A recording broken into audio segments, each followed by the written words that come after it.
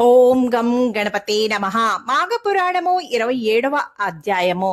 3 సంవత్సరాల బాలుడు ఆడుకుంటూ ఉండగా ముని యొక్క పెద్ద భార్య ఇతను తన కొడుకు కాదు, తన సవతి కొడుకు అని భావించి ఈర్ష్యతో అసూయతో ఆడుకుంటున్న బాలుణ్ణి దూరంగా అడవిలో ఎక్కడికో తీసుకెళ్లి వదిలేసి ఇంటికొచ్చి ఏమీ తెలియని దానిలాగా ఉంటుంది.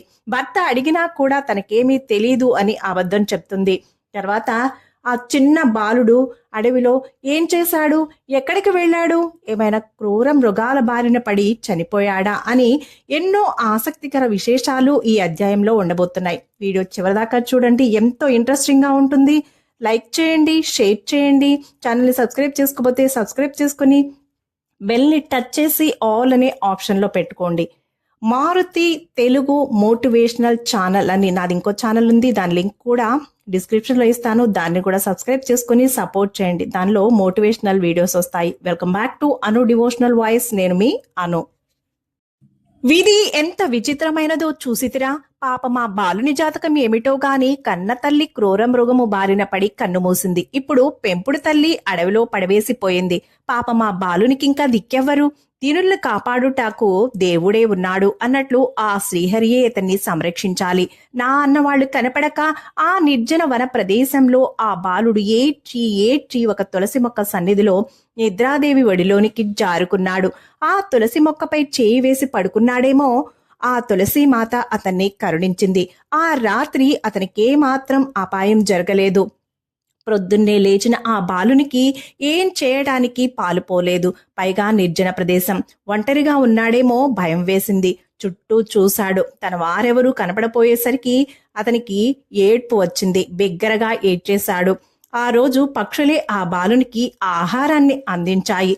ఎట్లాగో బాలుడు తెప్పరిల్లాడు. ఆ పక్షుల సంరక్షణలోనే ఆ బాలుడు పెరిగి పెద్దవాడై 12 ఏళ్ల ప్రాయం కలవాడయ్యాడు. తులసి పూజ, భగవన్నామస్మరణ చేయడం నేర్చుకున్నాడు. ఆశా పాశాలతోనూ నిరాశ నిస్పృహలతోనూ సతమతమయ్యేవాడు. ఒకరోజు ఆ 12 ఏళ్ల బాలుడు తీవ్ర నిరాశ నిస్పృహకు లోనై విరక్తి భావంతో, ఓ శరణాగత వల్లభ, జగద్రక్షక, నా జీవితం ఇంతేనా? నేనీ అడవుల పాలైపోవలసిందేనా? అరణ్యమే నాకింక శరణమా? నన్నెందుకు పుట్టించావు తండ్రి? నేనిక నా వారిని కలవలేనా? నా జీవితం ఇంతేనా అంటూ పరిపరి విధాలుగా రోధించాడు. ఇంతలో ఆకాశవాణి ఇట్లు పలికింది. ఓ కుమారా, బాధపడకము. దగ్గరలో ఒక సరస్సు కలదు. మాఘమాసం ప్రవేశించింది కావున నీవు పోయి ఆ నీటిలో స్నానం చేసినచో ఆ శ్రీహరి కరుణించి నీకు ప్రత్యక్షమవగలడు అని పలికింది. ఆకాశవాణి పలుకులు విన్న బాలుడు వెంటనే సరస్సు వద్దకు పోయి మాఘ స్నానం చేశాడు. ఆ శ్రీమన్నారాయణ్ణి మనసారా ధ్యానించాడు. ఆ రాజకుమారుని అకళంక భక్తి శ్రద్ధలకు, నిర్మల ధ్యానమునకు శ్రీహరి విష్ణువు సంతసించి లక్ష్మీదేవితో సహా ప్రత్యక్షమయ్యాడు. కుమారా, నిష్కలమైన నీ నిరుపమాన భక్తికి మెచ్చితిని. నీకేమి వరం కావాలో కోరుకొనుము, ప్రసాదించెతను అన్నాడు. అంతటా బాలుడు, స్వామి, నేనెవరో నాకు తెలియదు. నా తల్లిదండ్రులెవరో అంతకన్నా తెలియదు. ఊహ తెలిసినప్పటి నుండి కష్టములే అనుభవించుచున్నాను గాని సుఖమన్నది తెలియదు. తల్లిదండ్రుల ప్రేమానురాగాలకు నోచుకోలేదు. ఆప్యాయంగా ఆక్కున చేర్చుకున్న వారొక్కరైనా లేరు. ప్రకృతి ఒడిలో పెరిగిన నాకు ఏమీ తెలియదు.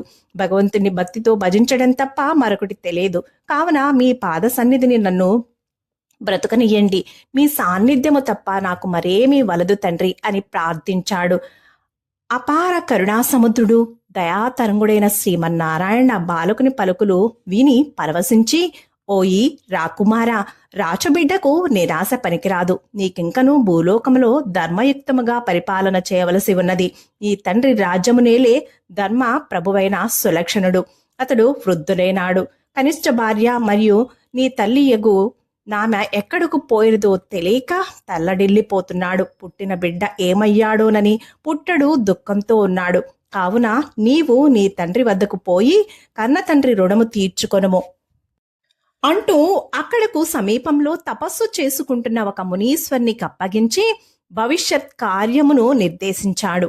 అప్పటికే పుట్టిన బిడ్డ కనిష్ట భార్యలిద్దరూ ఏమయ్యారో తెలియని వృద్ధ సులక్షణ మహారాజు తీవ్ర మనస్తాపంతో కుంగిపోతూ ఆశ చావక 12 సంవత్సరములు గడిచినను ఇంకనూ వారి కోసం వెతికిస్తూనే ఉన్నాడు.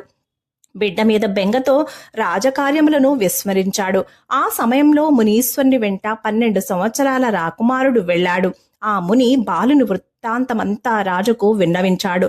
రాజు సంతోషించాడు. కాని కనిష్ట భార్య కన్ను మూసిన దాన్ని తెలుసుకుని కన్నీరు కార్చాలో, దొరకడనుకున్న బిడ్డ దొరికినందుకు సంతోషపడాలో తెలియక ఆ రాజు సంతోష విచారాలతో ఉబ్బి తబ్బిబ్బైపోయాడు. బాలుని కౌగిలించుకుని మనసారా ముద్దాడాడు. మునీశ్వరునికి సకలోపచార సత్కారములు చేసి గౌరవ మర్యాదలతో సాగనంపాడు. తర్వాత బాలునికి సుధర్ముడు అని నామకరణం చేశాడు. నామకరణం తర్వాత బాలుడికి పట్టాభిషేకం చేశాడు. ఇది మాఘపురాణము 27వ అధ్యాయము 27వ రోజు కథ సమాప్తము. సర్వేజన సుఖినో భవంతు. శుభం.